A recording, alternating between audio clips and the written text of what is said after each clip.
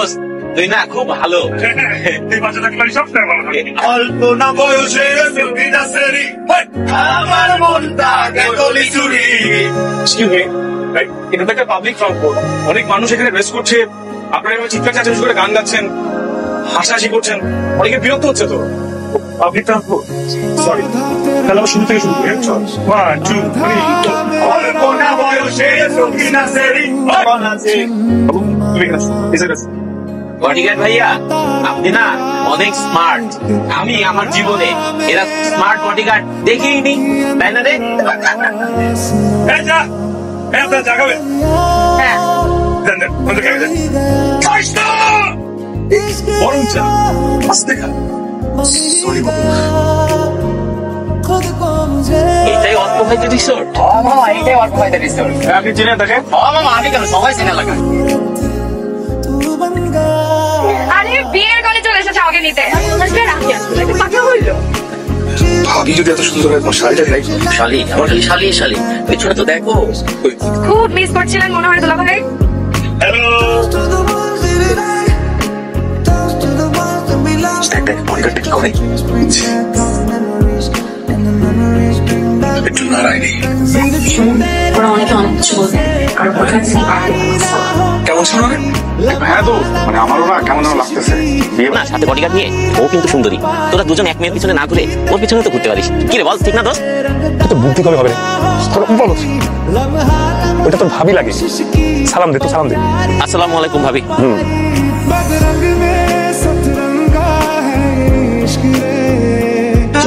প্রস্তুতি চলছে, চারিদিকে কেমন সাজ রং।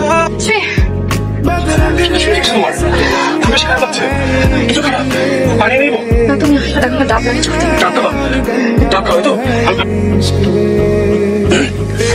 দিয়ে দিচ্ছি। আর দিয়ে দেবো, দাও দেখি তো। আপু ভাইয়া দিছি ওই যে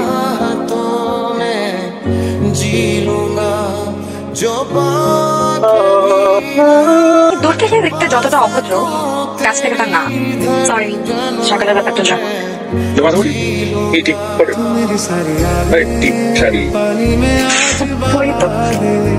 লাল টিপ, লাল শাড়ি, যত লাল চুড়ি বানাবো।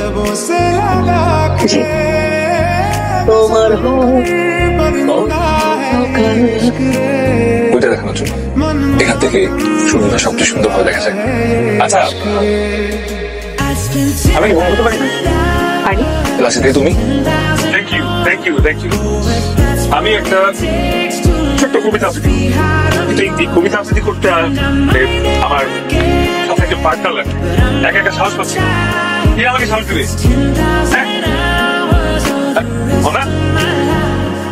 প্লিজ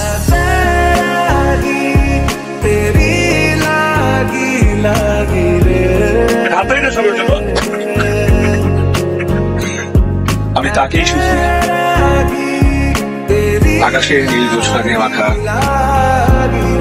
আখি পল্লব তার কোনো ফুল দিয়ে ঢাকা, তুলির আঁচড়ে ফোটোটা কোনো মুখ, নবীন শিল্পীর জল রং দেয়া।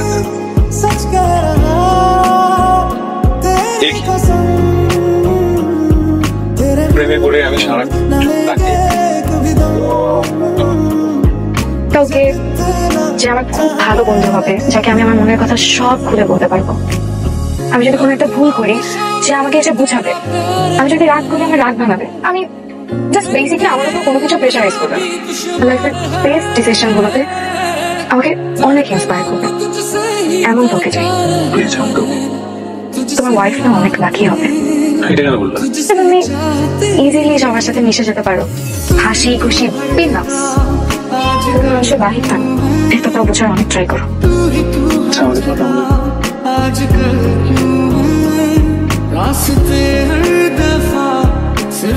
এত রাতে ওর সাথে কি চল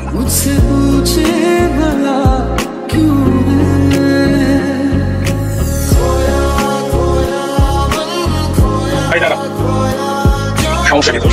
সমস্যা মানে তুই জানিস না আমার কি হয়? কি হয় তোর? তুই জানিস না কি হয়? কি হয় বল, কি হয়? রাফি তো দেখ, অনেক আত্মীয় স্বজন আছে, গেস্টরা এসছে, কোনো ধরনের সিনক্রেট করতে চাচ্ছি না। ঘটনা কর, সিনক্রেট কর, কি করতে? তুই সিনক্রেট দেখতে চাস? মানা করছিস, ঢাকা বলি কেন? সিনক্রেট দেখতে চাস? ঢাকা বলি কেন? তুই হোয়াট ডু ইউ ডিজার্ভ? তোর কি কি মনে হয় তুই জানার পরেও অনামার কি হয় তুই যা যা করছিস আমি ছিলাম বিয়ের পরে হচ্ছে রোগার পরে তুই বিয়ের পরে দেখবি তো আমি দেখছি বিয়ের পরে কি হচ্ছে আমি দেখছি তোকে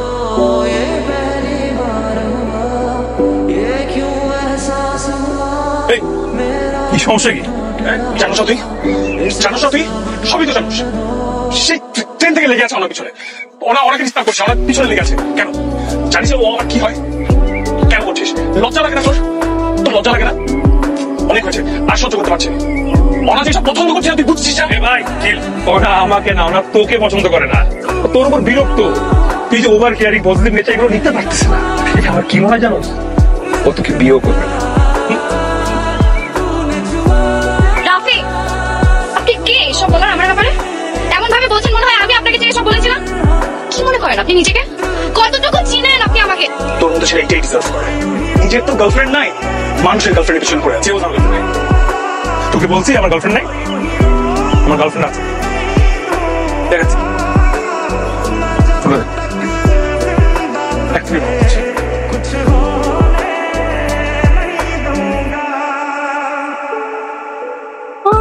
Everyone, this is my girlfriend, Hila. Hello everyone কি হচ্ছে বেবি খানে কারাই অর্কবের বিয়ে হচ্ছে আর ওনার সবাই হচ্ছে গিয়ে অর্কবের গেস্ট আমি কিন্তু তোমাকে আজকে নিতে এসেছি একটু দাঁড়াও আমি ব্যাগটা নিয়ে আসছি আচ্ছা কি হয়েছে প্রেমে পড়ে গেছি তাই ভুলটা সহ্য নিলাম আমার থাকা না থাকতে তোমার কিছু যায় আসে না যেমন আজ আমিও যদি তেমন হই নিতে পারবে ডাকলে কাছে না আসলে শুইতে পারবে তোমার মতো উপেক্ষা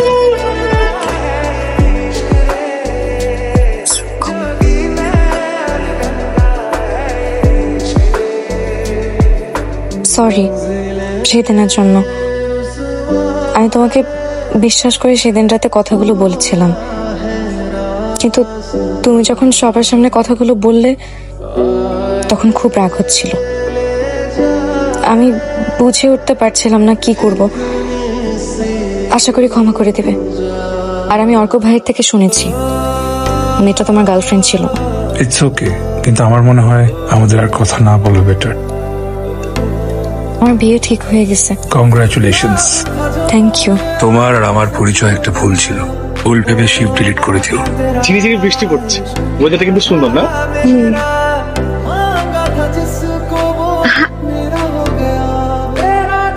আমি তোমাকে পাই না আবার পাই আমি খুচরো পয়সার মতো বুক পকেটে তোমার স্মৃতি জমাই আমি তোমাকে চাই না আবার চাই তোমাকে আমার না হলেও চলবে এমন অভিনয় করে যাই তোমাকে পাওয়ার চেয়েও বেশি সুখ যে চাওয়ার প্রার্থনায় হারানোর হিসেব নিকেশ এই আমাকে ভাবায় জীবনের সব মানে নিয়ে তুমি আছো কখনো আবার অর্থহীন অযথায় বুনো মেঘ তুমুল আবেগ আমি সমস্তটা নিয়ে বেঁচে আছি তুমি না থাকার মতো করে পাশে আছো তাই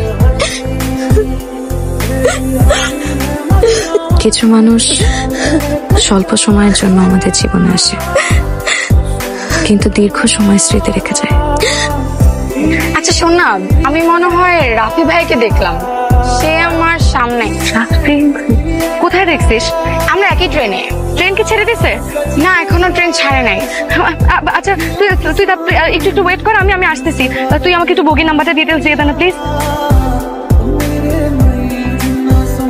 বলো কতবার ফোন দিয়েছি কতগুলো টেক্সট করেছি তুমি আমার ফোন ধরো নাই কেন হ্যাঁ টেক্সটিং করে রিপ্লাই দাওনি কেন কেন যাতে তোমার বিয়েতে কবিতা শোনাতে পারি না তাহলে এক গালে চট দিলে বিয়ে হয় না আগে তো একবার দিয়েছিলাম তাই এখন আরেক গালে দিয়ে দিলাম কাছাকাছি থ্যাংক ইউ রাফি